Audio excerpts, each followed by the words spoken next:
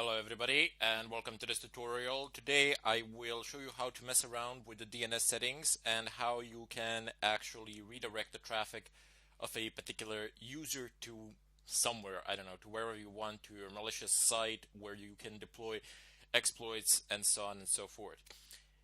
Anyway, what I mean by this is that somebody will enter a domain name into a browser. Let me just show you. So open up a browser like this, and I don't know, it's a bit slow today, probably because I have 10 billion things running. Anyway, you would type in, I don't know, let's say www.facebook.com, because we're going to use this as our experimental site for today's work, primarily because it has really good security, but we're not going to do anything to facebook.com anyway, to the official domain. What person will enter a domain name like this, and instead of being redirected to the proper IP address, they will be redirected to some IP address that we type in. So our IP address, where there will be a web server listening to receive that traffic, and once that traffic is received, they will get an exact clone of the website where they will be entering their credentials. Once they actually have entered them, we will have them and we will be able to do with them as we choose and please. Now, this is just an example of how things can run, not necessarily that they will run in all cases, and specific cases may require adjustments, so to say, depending on what sort of a site is it, how to approach it, and so on and so forth. Anyway, so for the purposes of this tutorial, I have two virtual machines. One is Kali Linux, and the other one shall be my Windows 8.1 machine. That will be a victim.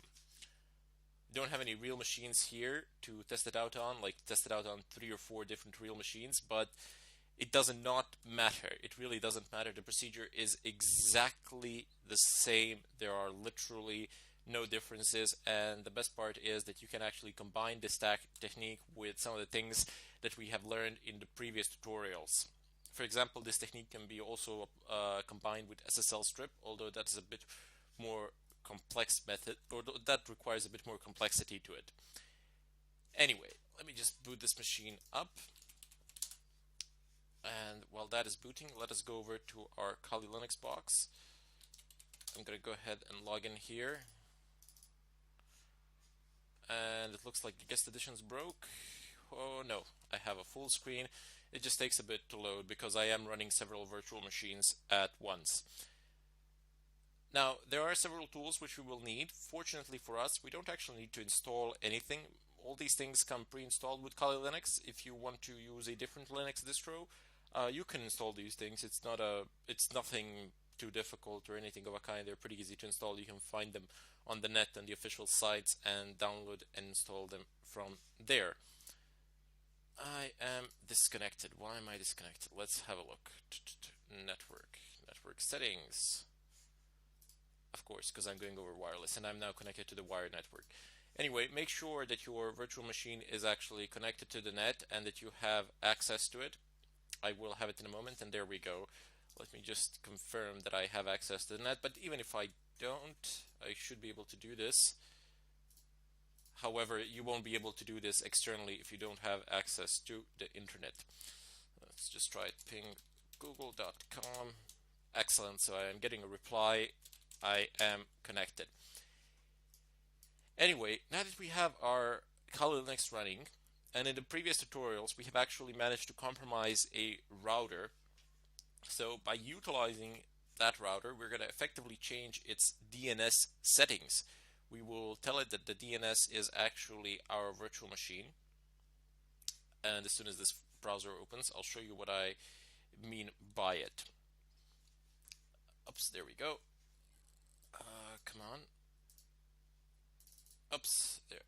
192.168.1.1.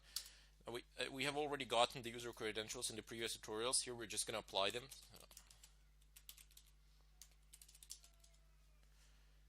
And there we go. Let me just zoom it in for you. So this is the interface of a TP-Link router, and there are lots of settings here, but we are interested in the DNS settings, and let me just find them to see where they are. You will encounter a lot of things in these routers. You will encounter different configurations, different setups, and sometimes it can get a bit tiring to actually find where is what. Now, on advanced setup, you have firewall. Now, if you already breached the router, you can actually disable a firewall, which is fantastic. So even the ping of death will fly if the firewall isn't up and running. I suspect that that is true, as the firewall is the only thing blocking it here, as far as I can see. Now you have a lot of other things. You have NAT, you have routing to see who is connected. Other things as well. You have VLAN. You can go into ADSL and actually figure out the credentials there as well. But we are not interested in any of those things. We are at the moment looking for the DNS settings, and I suspect I might find it here under Internet. Get IP address, static gateway, NAT default route, TCP encapsulation, service bridge, ISP, virtual circuit. Okay, apparently it is not here. Let's go to the next one. It says, there we go. So it says use auto-discover DNS server only, and I don't want that to happen. I want to use user discover DNS servers only to give me an option for myself to type in whatever I want. And I'm going to type in the IP address of my virtual machine. You can get it by typing in ifconfig. Oops. Excellent, there we go. So this is the IP address. Now these IP addresses are dynamic, and hopefully they won't change for the duration of this tutorial.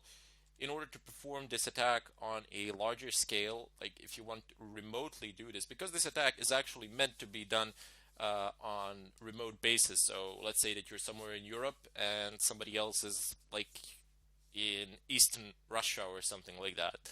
You would be able to do this, but you would need to have a static public IP address, not necessarily even static, but you would need to do significant configuration to your router in order to be able to do this. However, I recommend, for the ease of use, just to get a VPN, and I have described how to use VPNs in the previous tutorial, so you can go back there and figure out how to use a VPN.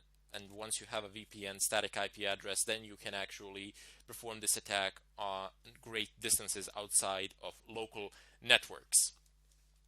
I will type in this server here, and once you actually type in your fake DNS server that you will create, the IP address of that server, it is always a good idea to have a fallback here. So the fallback here will be 8.8.8.8.8.